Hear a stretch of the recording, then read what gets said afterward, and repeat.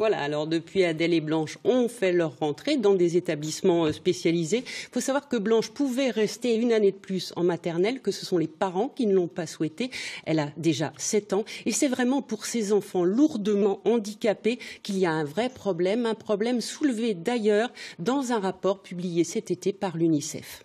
Oui, vous le disiez dans le reportage, 20 000 enfants privés d'école en France, on a du mal à le croire. Oui, c'est pourtant bien le chiffre qui circule. On a tous entendu parler de ces enfants autistes scolarisés en Belgique parce qu'il n'y a pas de place dans des établissements spécialisés en France, même si, là encore, il faut le dire et le répéter, des progrès sont faits.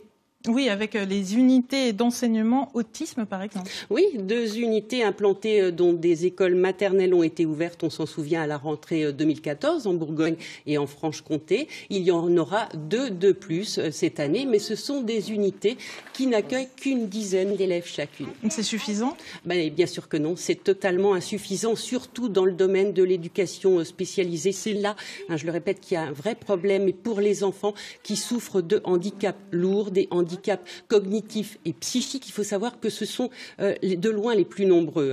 Mais il y a un autre constat aussi qui est inquiétant et qui là concerne tous les types de handicap, c'est la scolarisation au-delà des 16 ans. Oui, 21% seulement. Oui, et ça c'est au plan national. Je vais juste prendre des chiffres qui nous viennent de Bourgogne, les francs-comtois m'en voudront pas. Il y avait l'an dernier, je regarde, 3 843 enfants en situation de handicap scolarisés dans le premier degré. Il n'était plus que 283 au lycée.